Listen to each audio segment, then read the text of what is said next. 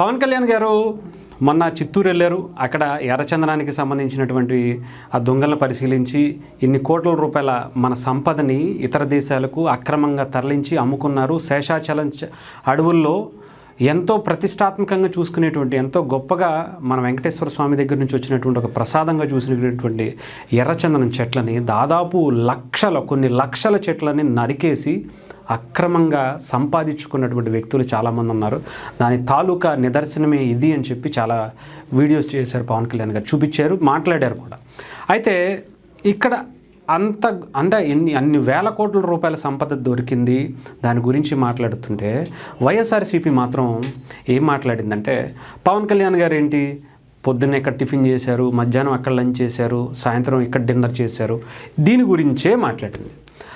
దాని గురించి సరే, ఎర్రచందనం గురించి ఏదో చెప్పారు కదా, దాని గురించి ఆల్రెడీ అందరికీ తెలిసిపోయింది. గత 5 ఏళ్లుగా వైఎస్ఆర్సీపీ చేసినటువంటి అక్రమ రవాణా గురించి, వాళ్ళ నాయకులతో సహా అందరి పేర్ల గురించి కూడా చాలా వివరంగా మాట్లాడుకున్నాం మనం కూడా.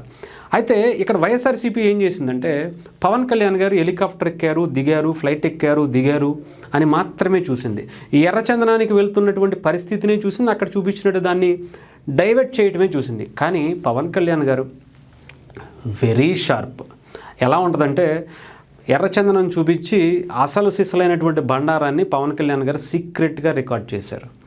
అది ఎందుకు ఇప్పటిదాకా వెయిట్ చేశారు అనేది కూడా నేను చెప్తాను. ఈరోజు జనసేనకు సంబంధించి ఒక బ్లాస్ట్ అనే చెప్పాలి. ఇది పెద్దిరెడ్డి రామచంద్రారెడ్డికి మైండ్ పోయే శిక్ష అని చెప్పాలి. దీనికి సంబంధించి ఇప్పుడు ఒక వీడియో రిలీజ్ చేశారు. పవన్ కళ్యాణ్ గారు ఏదో పలమనేరుకి వెళ్తున్నారు కదా, ఎర్రచందనం చూస్తున్నారు, కుంకి ఏనుగులను చూస్తున్నారు, వాటితో దండం పెట్టించుకుంటున్నారు, ఫోటోలు దిగుతున్నారు అని మాత్రమే వైఎస్ఆర్సీపీ అంచనా వేసింది. అస్సలు సిసలైంది. పవన్ కళ్యాణ్ గారు హెలికాప్టర్లో ఎందుకు వెళ్ళారు, ఫ్లైట్లో ఎందుకు వెళ్ళారు, సెకండ్ డే అక్కడి నుంచి మళ్ళీ హైదరాబాద్ వచ్చి సపరేట్గా మళ్ళీ హెలికాప్టర్ తీసుకుని ఎందుకు వెళ్ళారు అంటే, ఇందుకే.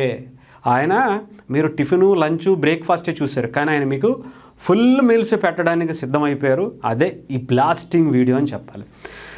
పెద్దిరెడ్డి రామచంద్రారెడ్డికి సంబంధించి అడవి భూమిని, దాదాపు 104 ఎకరాల భూమిని ఏ రకంగా కబ్జా చేశారు, దానికి సంబంధించినటువంటి విత్ ప్రూఫ్స్తో ఆయన ఈరోజు ఒక వీడియోని రిలీజ్ చేయడం జరిగింది. దాదాపు 1 నిమిషం 33 సెకండ్స్లో మొత్తం పెద్దిరెడ్డి బండారాన్ని మొత్తం ప్రజల ముందు పెట్టేశారు అంతే.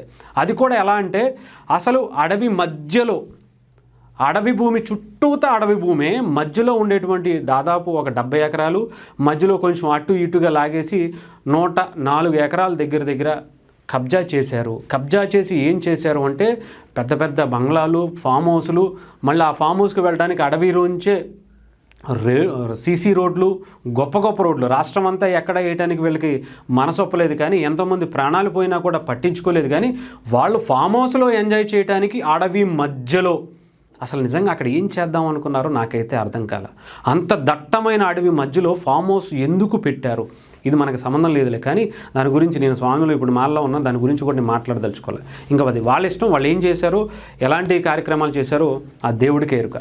ఇకపోతే ఆ చేసినటువంటి తీరు, బోర్డర్స్తో సహా డిజిటలైజేషన్ చేపించి, ఇదిగో ఈ భూమి అడవి భూమి, ఈ భూమి నుంచి ఈ భూమి వరకు పెద్దిరెడ్డి రామచంద్రారెడ్డికి సంబంధించినటువంటి భూమి ఇది, ఇన్ని ఎకరాలు ఉంది, దీని విలువ ఎంత, దీనికి సంబంధించినటువంటి వివరాలు మొన్న చంద్రబాబు నాయుడు గారి ముందు పెట్టి, ఇదిగో సార్ నేను వీడియో తీసా, దీనికి సంబంధించి నాకు ఎంక్వైరీ కావాలి, పూర్తి స్థాయి నివేదిక కావాలంటే ఎస్ గో హెడ్ అని చెప్పేసి ఆయన కూడా చెప్పడం, వెంటనే పవన్ కళ్యాణ్ గారు ఊరుకుంటారా, దొరికితే ఎక్కడ తొక్కాలో అక్కడ తొక్కి చూపిస్తారు. అంటే వీళ్ళు పవన్ కళ్యాణ్ గారిని చాలా సింపుల్గా అంచనా వేస్తున్నారు. అంటే 151 నుంచి 11కు తీసుకొచ్చినప్పుడు ఆయన లెక్కలు వేరు, ఆయన లెక్కలు చాలా తికమగ్గా కనిపిస్తాయి, కానీ చాలా ఘాటుగా ఉంటాయి, చాలా దారుణంగా ఉంటాయి అని వైఎస్ఆర్సీపీకి తెలుసు. కాకపోతే ఇంకా లెక్క పవన్ కళ్యాణ్ గారిని అంచనా వేయట్లేదనే చెప్పాలి. సో ఈరోజు కూడా అదే చేశారు పవన్ కళ్యాణ్ గారు. ఎస్పెషలీ చాలా క్లియర్గా ఆ భూమి మా వారసత్వ సంపద, వంశపారపర్యంగా వచ్చింది అని చెప్పుకుంటూ చెప్పారు.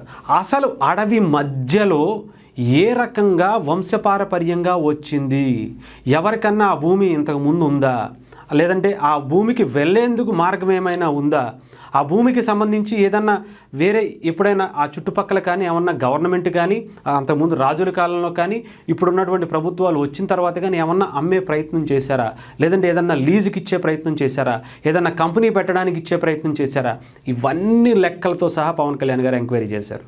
సో వెంటనే ఎవరైతే ఈ ఆక్రమణదారులు ఉన్నారో పెద్దిరెడ్డితో సహా వాళ్ళ జేజమ్మలైనా సరే అందరి లెక్కలు కూడా అధికారికంగా వెబ్సైట్లో అటవీ శాఖకు సంబంధించినటువంటి వెబ్సైట్లో మొత్తం డీటెయిల్స్తో సహా పెట్టండి. ఇన్ని ఎకరాలు పలానా వ్యక్తి తాలూకా భూమి ఇది కబ్జా చేశారు, ఇది గవర్నమెంట్కి సంబంధించినటువంటి భూమిని పలానా వ్యక్తి కబ్జా చేశారు అని చెప్పి వివరాలతో సహా పొందుపరిచి పెట్టండి. దీని మీద యాక్షన్స్ తీసుకోండి. మళ్ళీ ఇంకొకసారి అడవి భూమి మీద అడవి సంపద మీద దోచేయాలని ఆలోచన వచ్చినా సరే దానిని సమూలంగా పెకిలించేసే విధంగా శిక్షలు పడాలి అని చెప్పి ఇది పబ్లిక్ డొమైన్లోనే పెట్టేయాలి. వీళ్ళ చరిత్ర అంతా కూడా పబ్లికే చూసుకోవాలి. ప్రభుత్వాల ఇంకొకట వాళ్ళు వచ్చి మళ్ళీ కాంప్రమైజ్ అవుతారని అనుకున్నారు ఏమో, నాకైతే తెలియదు. కానీ పబ్లికే చూసుకుంటారు. ఇన్ని వేల కోట్లు వీళ్ళకి ఎలా సంపాదించారు, వీళ్ళకి ఎలా హక్కులు ఇచ్చారు ఏంటి అనేది ప్రజలకు తెలియాలి. అందుకే పవన్ కళ్యాణ్ గారు చాలా ట్రాన్స్పరెన్స్గా చాలా క్లియర్గా బయటపెట్టడం జరిగింది. ఇది నిజంగా ఇప్పుడు వైఎస్ఆర్సీపీ ఏం చేస్తుందో ఎలా పెట్టుకుంటుందో నాకే తెలియదు. మొన్నటికే ఇప్పటికే ఆల్రెడీ తిరుపతి ఇష్యూలో అడ్డంగా బుక్ అయిపోయింది. ఎన్ని రకాలుగా దాని నుంచి ఎస్కేప్ అవుదాం అనుకున్నా కూడా స్టేట్ నుంచి సెంట్రల్ మీడియా, నేషనల్ మీడియా అంతా కూడా ఒక రేంజ్లో వైఎస్ఆర్సీపీని వాళ్ళు చేసినటువంటి మాటల్ని కంపేర్ చేస్తూ ఒక రేంజ్లో వేసుకుంటుంది. ఇప్పుడు పెద్దిరెడ్డి అడ్డంగా దొరికిపోయారనే చెప్పాలి. చాలా సీరియస్గా తీసుకుంటామని కూడా చెప్తున్నారు. ఏదైతే జరిగిందో ఇప్పుడు ఉన్నటువంటి అడవి భూములు కావచ్చు, ఇవన్నిటిని కూడా డిజిటలైజేషన్ చేయాలి. ఆ పత్రాలన్నీ కూడా ఎక్కడా కూడా ఒక అడుగు భూమి కూడా, ఒక ఇంచు భూమి కూడా పోవటానికి వీలు లేదు ఇక నుంచి అని చెప్పి హుకుం జారీ చేశారట ఆంధ్రప్రదేశ్ అటవీ శాఖ మంత్రి డిప్యూటీ సీఎం పవన్ కళ్యాణ్ గారు.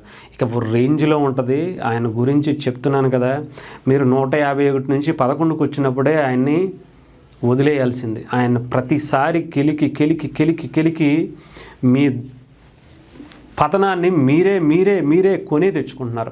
ఆయన్ని ఎన్నిసార్లు ఆయన పేరు మీరు ఉచ్చరిస్తే, మేము నోటి నుంచి వస్తే ఆయనని ఏదో ఒక రకంగా ఇబ్బంది పెట్టాలని చూస్తే ఆయన ఏ రకంగా చేప కింద నీరులా చెయ్యాలో ఆయన ఒక రా ఏజెంట్ అయ్యా.